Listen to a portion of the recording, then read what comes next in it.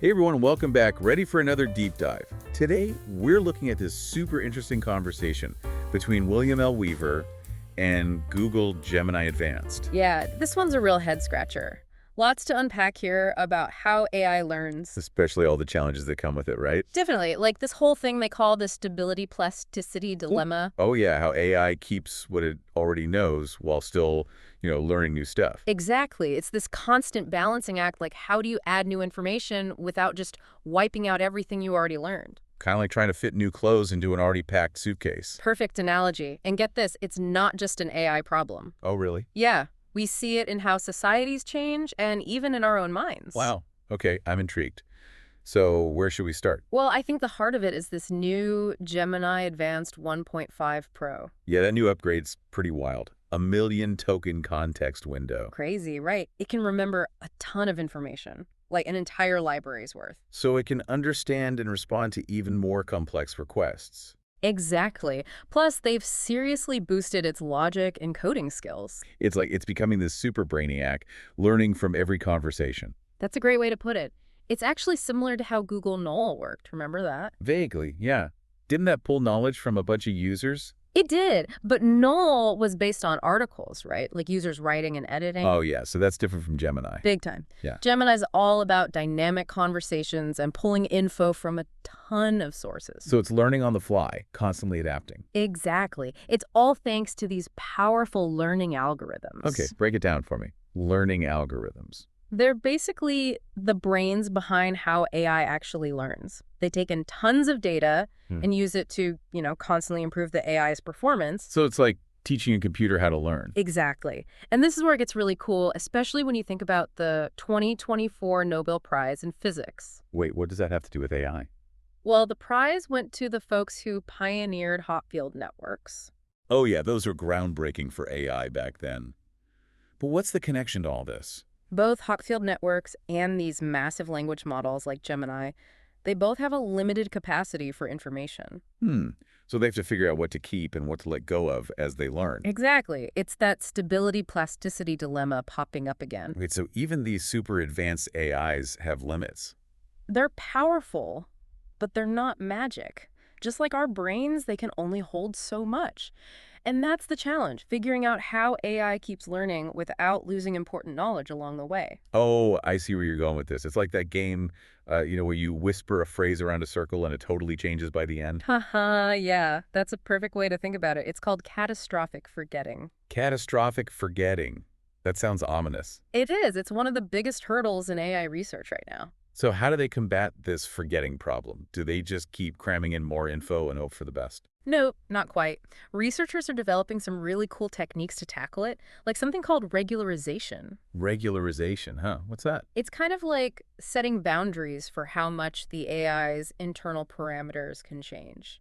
So it prevents the AI from completely overwriting its knowledge, like a safety net. Exactly. Think of it like building a house. You need a strong foundation, right? Yeah. You can't just keep adding rooms without making sure the base is solid. Makes sense. But what about when AI needs to learn something totally new?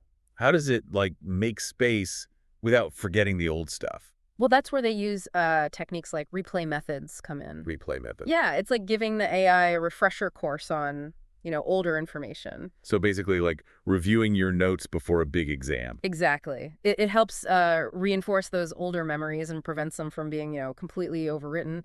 And then you have modular architectures. Modular architectures, okay. It's like dividing the AI's brain into different compartments.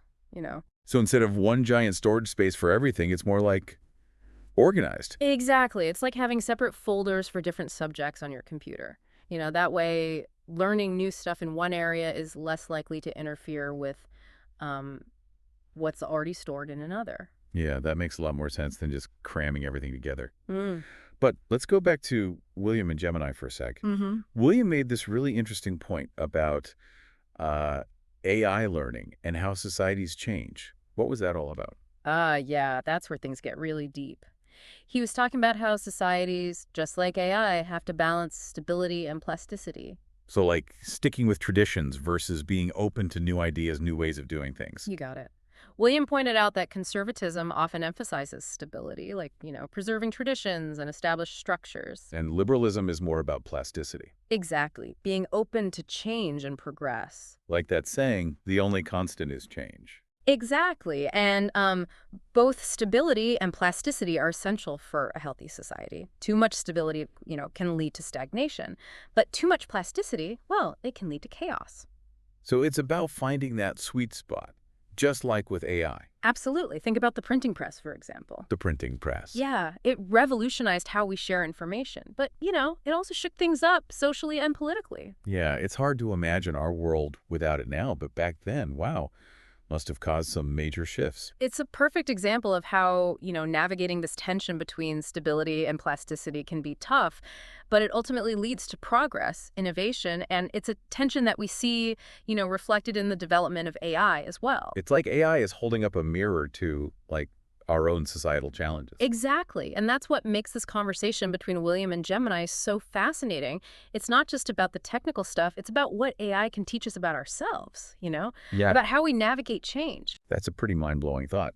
So how else does this stability-plasticity dilemma show up in our lives? Well, think about your own personal beliefs. How do you balance holding on to what you already believe with being open to new information, new perspectives? That's a good one. I guess it's about being willing to learn and grow, even if it means, challenging some of your own preconceived notions. Exactly. It's about having that intellectual humility to say, hey, I might not have all the answers and I'm open to being wrong. It's a constant process of, adaptation and evolution. So, in a way, we're all kind of grappling with this stability-plasticity dilemma. Absolutely. And it's something to keep in mind, as we continue to develop AI and integrate it into our lives, we need to be mindful of this balance, not just in, the technical aspects of AI, but also in the broader societal implications. It's about making sure that AI helps us to, evolve and progress in a positive way without losing sight of the values and knowledge that are important to us. That's a great point. And it brings us back to the heart of this conversation, the importance of finding that sweet spot between stability and plasticity in AI and in our own lives. So what does this all mean for the future? Are we headed towards, like, a utopian future where AI solves all our problems, or a dystopian one where it takes over? That's the million-dollar question, isn't it? And honestly, I don't think anyone has a definitive answer. But what I do know is that the future isn't predetermined. It's something we, actively shape through our choices, our actions. So it's not about predicting the future, but about creating the future we want. Exactly. And I think this whole conversation between William and Gemini highlights how important that is. It's not enough to just, develop powerful AI. We need to be intentional about how we use it and the kind of world we want to build. That's a powerful thought. It makes me wonder, what role can each of us play in shaping this AI-powered future? Are we just along for the ride? I think we all have a role to play, whether we're, AI researchers, policymakers, educators, or just everyday people engaging with these technologies. So it's about having those conversations, asking those tough questions, and, being informed participants in this technological revolution. Exactly. It's about being critical thinkers, being informed citizens, and being active voices in shaping the future we want. Okay, so it's not about being scared of AI or blindly embracing it. It's about being thoughtful and engaged in how it develops and how it impacts our lives. You got it. And I think that's one of the most valuable takeaways from this deep dive. It's not just about the technical wizardry of AI. It's about the human choices and values that guide its development and ultimately determine its impact on our world. It's a reminder that technology is a tool. And like any tool, it can be used for good or for ill. It all depends on us. Well said. And I think that's a perfect place to wrap up this part of our deep dive. We've covered a lot of ground, from the technical intricacies of AI learning to, the broader societal implications of this powerful technology. It's been quite a journey, but there's still more to explore.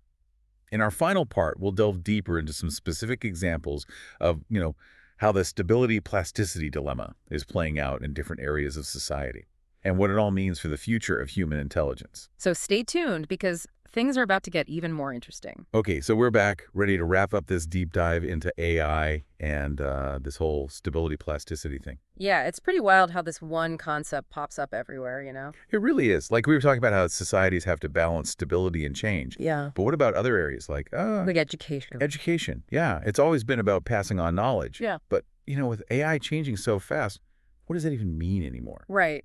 It's a whole new ball game. For centuries, education was like giving students a map of the world. But now it's like that map is constantly changing, right? Exactly. AI is changing the landscape so quickly that the map's practically outdated as soon as it's printed. So we can't just teach facts anymore. Nope. We need to teach how to adapt, how to, learn new things constantly. It's like instead of giving them a map, we need to give them a compass and the skills to navigate. Exactly. Critical thinking, problem solving, a love of learning that lasts a lifetime. So it's almost like we need to teach them how to learn, not just what to learn. You got it. And it's not just about individual learning either. AI is tapping into this, collective knowledge of humanity in a way we've never seen before. It's like having access to this giant, ever-growing library. Right. But that raises some big questions, too. Yeah, like how do we make sure this collective intelligence is used for good, not just for profit or control? Exactly. How do we make sure everyone benefits, not just a select few? It's like we're all holding pieces of this giant puzzle, and AI is helping us put it together. Right. But we need to make sure it forms a picture that, benefits everyone. A picture that makes the world a better place. Exactly. A more equitable world. And that requires ethical frameworks, transparency, democratic participation in how AI develops. So it's not just about the tech itself. It's about how we as a society choose to use it. We need to be having these conversations now to ensure AI is a force for good. And it all comes back to that idea of finding balance, right? Stability and plasticity, not just in AI, but in how we integrate it into our lives or society. Absolutely. It's like we're on this incredible journey, and AI is our guide. But we need to hold on to our values, our humanity. They're our compass. So as we wrap up this deep dive, I'm feeling, excited and a little overwhelmed. AI is changing everything so fast. I hear you. It can be hard to keep up. But the most important questions aren't just about what AI can do, but what we want it to do. We're not just passengers. We're the ones steering the ship. Exactly. We need to be thoughtful about where we're going. So, as we continue to explore this world of AI, what should we keep in mind? Keep asking the tough questions, keep learning, and keep shaping the future you want to see. That's great advice. Thanks for joining us on this deep dive. Until next time, keep exploring and most importantly, keep thinking.